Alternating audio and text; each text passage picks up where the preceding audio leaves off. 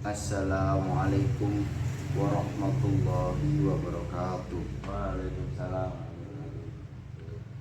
Alhamdulillahi wahdahu asyhadu an la ilaha illallah wahdahu la syarikalah wa asyhadu anna Muhammadan abduhu wa rasuluhu la nabiyya ba'dah. Allahumma salli ala sayyidina Muhammadin Sallu wa alaihi. ala ali sayyidina Muhammad. Amma ba'du. Faya ibadallah, usikum wa iyaya bitaqwallahi. Qala Allah Ta'ala, ya ayyuhalladzina amanu taqullaha haqqa tuqatih wa la tamutunna illa wa antum muslimun.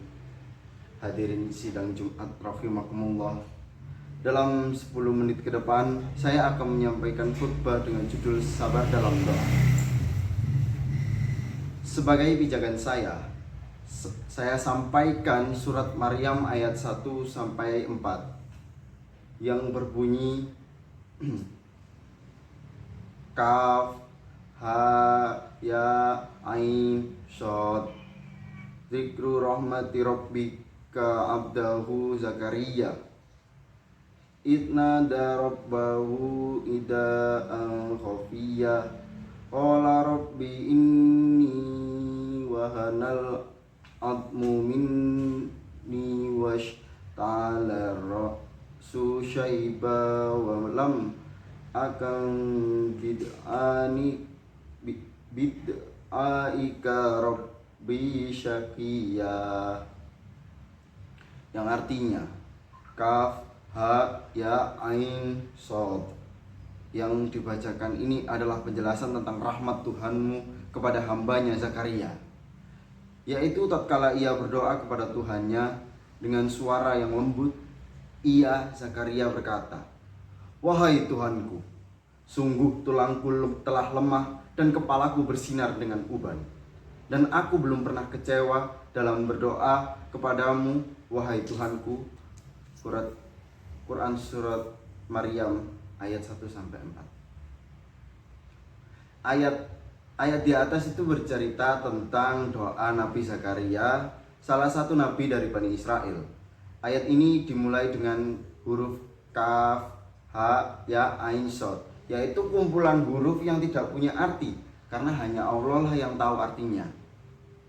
Tapi menurut Abdullah bin Mas'ud radhiyallahu an, 4 huruf itu merupakan singkatan,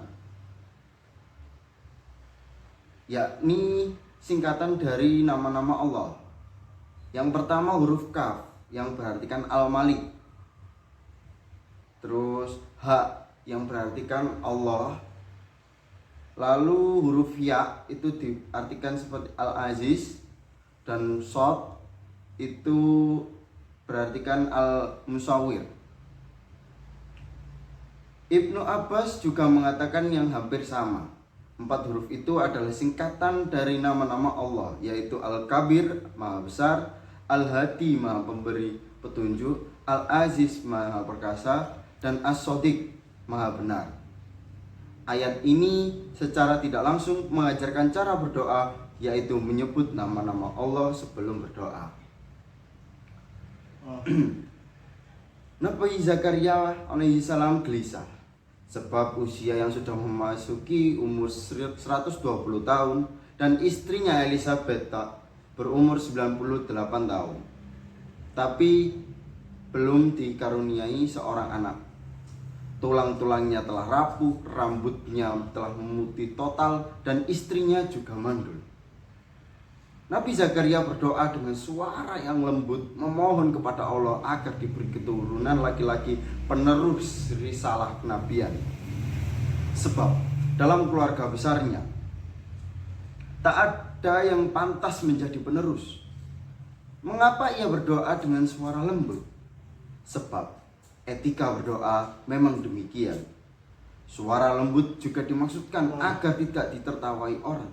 Tidaklah pantas lansia tahun umur 120 tahun dengan istri mandul setua itu untuk meminta keturunan. Nabi Zakaria tetap berdoa sebab ia terinspirasi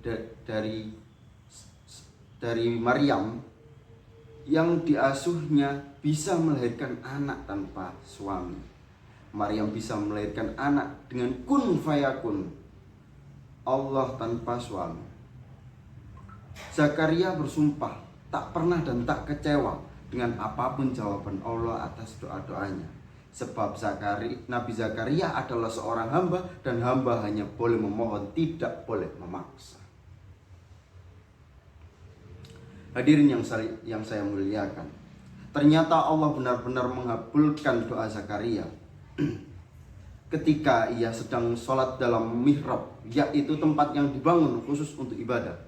Malaikat memberitahunya bahwa Allah akan memberikan keturunan laki-laki yang bernama Yahya. Peristiwa ini juga petunjuk secara tidak langsung bahwa doa yang paling makbul adalah ketika sholat, dan malaikat juga amat suka mendekati orang yang sedang sholat. Hadirin yang saya muliakan, bersabarlah dalam menunggu jawaban doa. Nabi Zakaria baru diberi keturunan setelah melewati usia 120 tahun.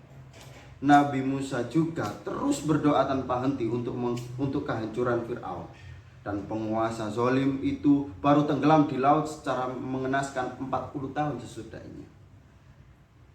Hadirin, Nabi yang tak punya dosa harus bersabar menunggu jawaban. Maka pantaslah bagi kita yang banyak dosa untuk lebih lama bersabar menunggu jawaban doa. Aqulu qauli hadza wa astaghfirullah li wa lakum innahu huwal ghafurur rahim.